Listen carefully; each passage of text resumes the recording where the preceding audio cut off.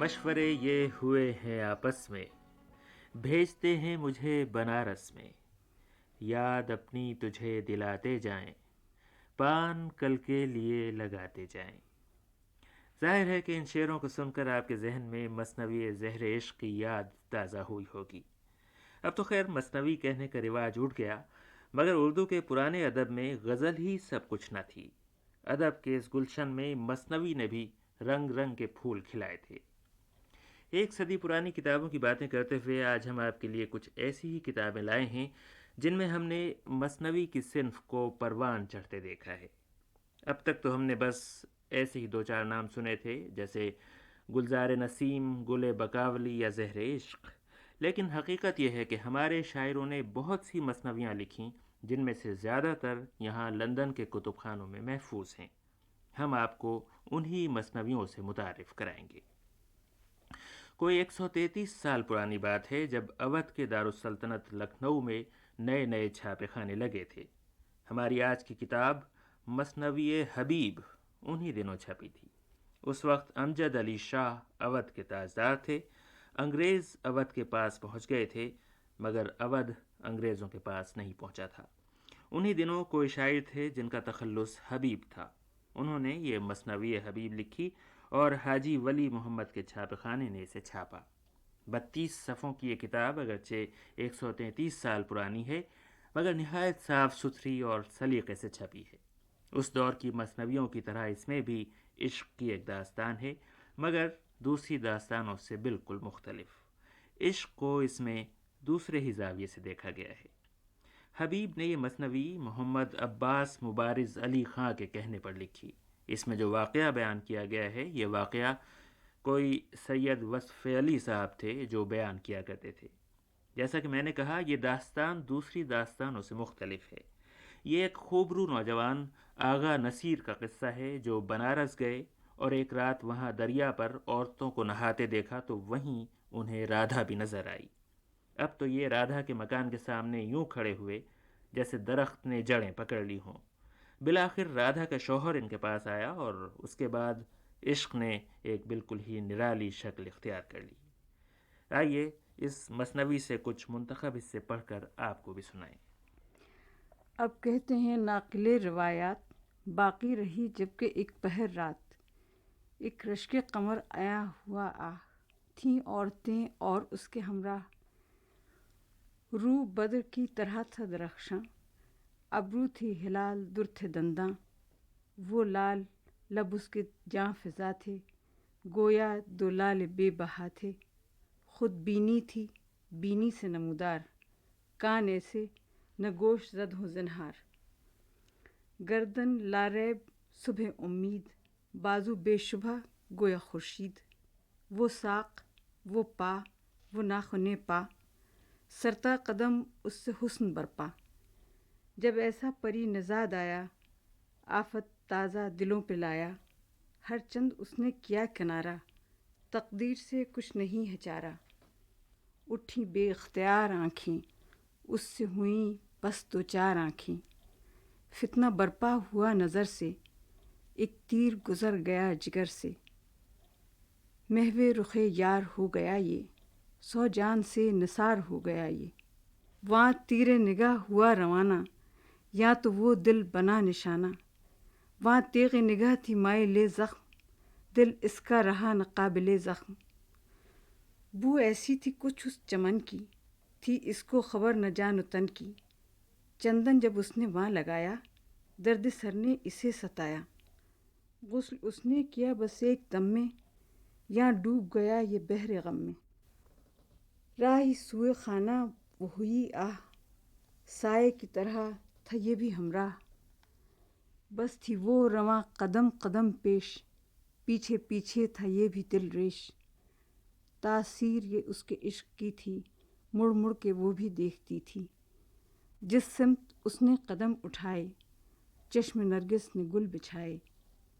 اس ناز و ادا سے باسد اعزاز، آئی گھر میں وہ بانی ناز، وہاں خانہ حسن تھا منور، دروازے پہ یہ کھڑا تھا ششدر، کس طرح پھرے یہ وہاں سے دل ریش، اب مرحلہ عشق کا ہے درپیش۔ خورشید ہوا جو کیمیا گر،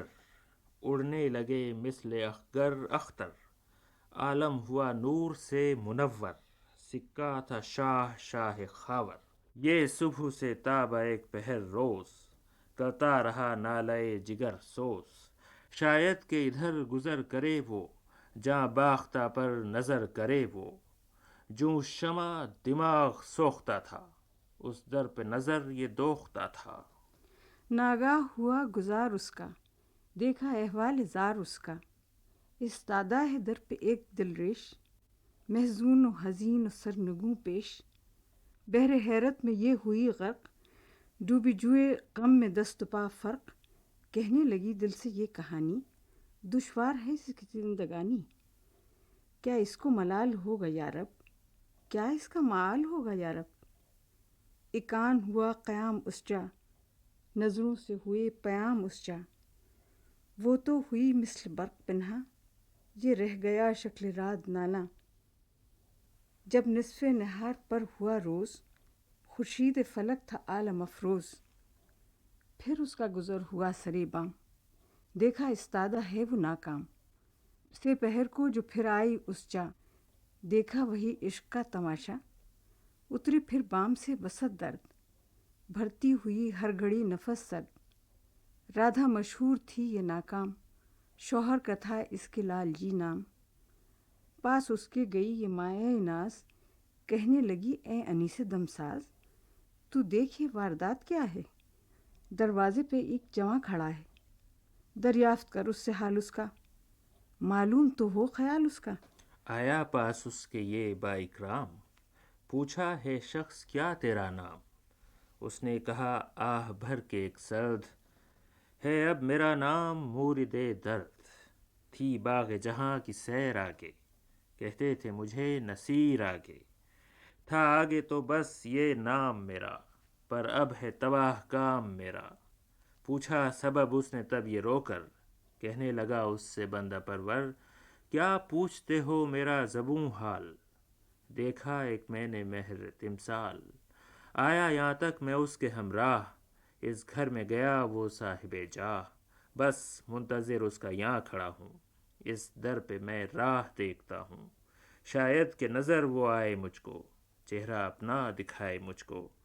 پر اور نہیں ہے اس سے کچھ کام، دیکھے سے ہے اس کے دل کو آرام۔ تقریر کچھ ایسی اس نے کی صاف، دل نے کیا لال جی کے انصاف،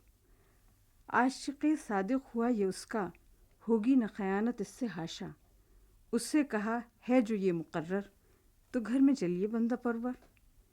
گر آپ کا وہاں ہو گزارا، خدمت سے ہمیں نہیں کنارا، عاشق صادق اگر ہوئے آپ، مخدوم جہاں مگر ہوئے آپ، حاشا نہیں کچھ ستیز ہم کو،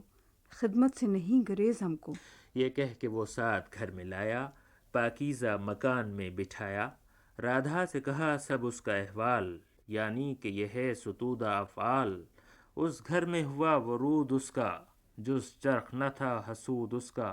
محمود تھے جملہ اس کے اوقات، دن عید تھا شب برات تھی رات، جلوہ مد نظر تھا اس کا، محبوبہ کے گھر میں گھر تھا اس کا، تھا ورد کہ اے جناب باری، یہ خواب ہے یا کہ ہوشیاری، تو نے رخ حور کو دکھایا، جیتے جی خلد میں آیا، جمعیت بیشتر بہم ہے، مجھ سا کوئی خوش نصیب کم ہے۔ دو وقت اسے اس کے پاس آنا، کھانا خود روبرو کھلانا، خادم کی طرح سے دست بستہ، رہتی تھی کھڑی بجان خستہ، چند گزرا یوں ہی زمانہ، جانا ایک نے نہ ایک نے جانا، گردنے کمینہ کینہ ور ہے، یہ بھی صحبت غریب تر ہے، آخر بسرے نفاق آیا، یہاں تک دور فراق آیا۔ القصہ خبر ہوئی یہ مشہور، مشہور جہاں ہوا یہ مذکور، یعنی ایک مرد غیر خوشرو، رادھا کا ہوا ہے زیب پہلو، سنتا نہیں بات اب کسی کی، کیسی یہ حیا ہے لال جی کی، مشہور کیا جو اس خبر کو، پہنچی رادھا کے بھی پدر کو، سن کر وہ ہوا کمال حیران، اس ذکر نے کر دیا پشیماں، بولا وہ محاذی پسر آ، تحقیق یہ واردات کر آ، کشمیر سے وہ ہوا روانہ، کر کے دیدار کا بہانہ، منزل طے کی قمر کی صورت، دیکھی یہ آ کے گھر کی صورت، لاریب ہے مرد غیر داخل، بے چین بس اس کا ہو گیا دل،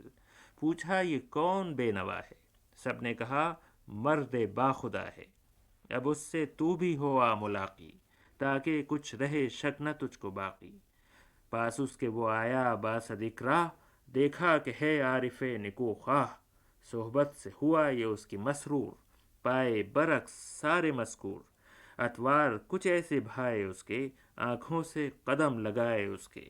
حاصل ہوا حظ یاد اس کو، کچھ گھر کی رہی نہ یاد اس کی الفت کا یہ ہوا جوش، پیغام پدر کو کیا فراموش، ایک خط بھی نہ اپنے گھر کو لکھا، احوال نہ کچھ پدر کو لکھا۔ گزرے کئی ماہ جب بائیں طور، بعد اس کے وہاں سے آیا خط اور، تحریر تھا اس میں اے نکوخو، کیا تجھ پہ کیا کسی نے جادو، اب جلد ادھر کو ہو روانہ، مقبول نہیں کوئی بہانہ، آ کر احوال خود بیاں کر، ختم آ کے یہاں یہ داستاں کر۔ اس نامے سے ہو گیا یہ حیراں، فرقت کا علم ہوا فراواں، آغا کو سنایا خط وہ سارا، کہ الز فلک سے کیا ہے چارہ، کب دیدہ دل نم اب نہیں ہے، اس زخم کا مرہم اب نہیں ہے آپ سے التماس میرا، اتنا اب کیجئے پاس میرا، گھر تک میرے آپ ہم سفر ہوں، راہی وہاں پہنچ کے ادھر ہوں، انکار کچھ ان سے بن نہ آیا، تقدیر کا بھید کس نے پایا، رادھا سے کہا یہ سارا احوال، جانا ہے ضرور مجھ کو فی الحال، ایک آپ سے التماس ہے اب، میرا اگر کچھ بھی پاس ہے اب، تنہائی سفر میں بس ہے دشوار، آغا سے ہے مجھ کو انس بسیار، کر دو انہیں ساتھ تو کرم ہے، ایک آن میں دور رنج و غم ہے، پہنچا کہ مجھے پھر آئیں گے وہ، پھر یہاں سے کبھی نہ جائیں گے وہ۔ فرقت دل کو نہ تھی گوارا، سن کر یہ سخن رہا نہ یارا، انکار کیا نہ کچھ نہ اقرار، بس ہو گئی مثل نقش دیوار، کرنے لگی یوں وہ دل حزیں عذر، گر وہ راضی ہوں تو نہیں عذر۔ آغا کو وہ لایا باسد اعزاز، کی عرض کہ اے شفیق و دمساز، چلنے سے تمہارے شاد ہوں گا، کہوا ہی دیا کہ ہاں چلوں گا، یہ سن کے رہا نہ صبر اس کو، گھر ہو گیا شکل قبر اس کو، سامان سفر ہوا جو تیار، پیش از فرقت ہوئی یہ بیمار، راہی ہوئے جب کہ وہ بصد غم، یاں ہو گیا اس کا اور عالم، دل ہو گیا مرغ نیم بسمل، کس سے کہے بے قرار یہ دل، فق ہو گیا روح سحر کی صورت، ویران نظر آئی گھر کی صورت، جو چہرہ تھا مہر و غیرت ماہ، وہ مثل ہلال ہو گیا آہ، جس دم وہ ادھر ہوئے روانہ، تاریک سے ہوا زمانہ، صدمہ دل پر بڑا ہوا تھا، پردیدہ دل گڑا ہوا تھا، کرتی رہی دور تک نظارہ، جب بڑھ گئے تب رہا نہ یارا، جوں قطرہ اشک گر پڑی وہ، بستر پہ مرض کے پھر پڑی وہ، دریا تھے عیاں پلک پہ اس کے، نعرے پہنچے فلک پر اس کے، ہونے لگی اب نفس شماری، تحریر ہو کس سے بے قراری۔ اس سے کہا لال جی نے رو کر، تو کہہ تو میں پھیر لاؤں جا کر، سمجھایا بہت نہ اس نے سمجھا، ہے عشق میں پند کس نے سمجھا، تغیر ہوا ہے حال اس کا، جینا ہوا بس محال اس کا، تسکی نہ ہوئی جو کچھ دوا سے، دل پھٹ گیا خود بخود غذا سے، کھانا بھی جو کوئی آگے لایا، بدلے کھانے کے غصہ کھایا، پایا بے حد جو حال ابتر، شوہر سے کہا بجان مضطر، رہتا تھا جہاں وہ طالب یار، اس جا ہے دل کو انس بسیار، رو کر کہا رو ادھر کو کر دے، دامان مراد گل سے بھر دے، رو اس کا کیا ادھر جو اس دم، دیکھا دو چار بار باہم، ظاہر ہوئے عاشقی کے یہ راز، بس کر گیا مرغ روح پرواز، ایک دم میں ہوئی نجات مجنوں، لیلا سے ہوئے صفات مجنوں، کی عشق نے آخر ایسی امداد، شیریں سے بنایا کار فرہاد، مضمون عیاں یہ کل ہوا ہے، بلبل پہ نثار گل ہوا ہے، برباد اس کی ہوئی جوانی، ضائع ہوئی اس کی زندگانی، جو چہرہ تھا رشک غنچہ و گل، پژمردہ کیا خزاں نے بالکل، قامت جو تھا زیب سر و آزاد، وہ ہو گیا مثل آہ برباد، ساقی تیری ہے مدام درکار، تیرا نہیں کچھ قصور زنہار، ساغر میں تیرے وہی بھرا ہے، ساقی ازل نے جو دیا ہے۔ اور اس طرح رادھا کا خاتمہ ہو گیا۔ مگر ادھر آغا نصیر کی حالت بھی کچھ بہتر نہ تھی۔ جوں توں کر کے وہ رادھا کے بھائی کے ساتھ کشمیر پہنچے، لیکن وہاں ایک پل بھی ان کا جی نہ لگا۔ دن رات سفر کرتے ہوئے وہ واپس بنارس پہنچے، مگر عین اس وقت جب لوگ رادھا کی لاش کو اٹھائے شمشان کی طرف جا رہے تھے۔ پہنچے مرگھٹ پہ جب کہ ایک بار، سوزاں کیا اس کو آخر کار، یہ کرتے رہے ادھر نظارہ، دیکھا کیے اور دم نہ مارا، بیٹھے رہے ایک جا بسد غم، آنسو نہ بہے کیا نہ ماتم، آغا پر تانا زن ہوئے لوگ، آپس میں ہم سخن ہوئے لوگ، کیوں کر دل نے کیا گوارا، رادھا جلی اس نے دم نہ مارا، ایک آہ سرد بھی نہ کی آہ، نہ حق دیا اس نے اپنا جی آہ، سوزاں کو کیا جو سب نے سوزاں، آغا سے کہا بجان نالاں، ہونا تھا عمل جو ہوا سو، اب چلیے تو رسم تعزیت ہو، اس جا بیٹھے سے نفع کیا ہے، دیدار اب حشر پر رہا ہے، جب ان سے نہ کچھ جواب پایا، پھر حرف انہیں یہی سنایا، ساکت وہ رہے تو بادل زار، نزدیک بس ان کے آئے ایک بار، آہستہ سے آستین کو کھینچا، کھینچا تو عجب تماشا دیکھا، کھینچایا لباس تن کا سارا، تھا خاک آساس تن کا سارا، کچھ آتش عشق نے نہ کی دیر، ایک ڈھیر ادھر تھا ایک ادھر ڈھیر، کب آتش عشق سے عجب ہے، اعجاز سے اس کے دور کب ہے، گر آتش عشق شعلہ ور ہے، ہر درد سے شعلہ ور شرر ہے، ساقی دے مجھ کو آخری جام، یاں دور کا اب ہے تیرے اتمام، کیا جانیے پھر نصیب کب ہو، محفل میں تیری حبیب کب ہو۔ 133 سال پرانی مثنوی حبیب کے ساتھ ہی آج کا کتب خانہ بھی مکمل ہوا۔ اگلی اتوار کی صبح کو آپ سے انشاءاللہ پھر ملاقات ہوگی۔ آج شریک مطالعہ تھیں ضیاء القمر۔ اب رضا علی عابدی کو اجازت دیجیے۔ خدا حافظ۔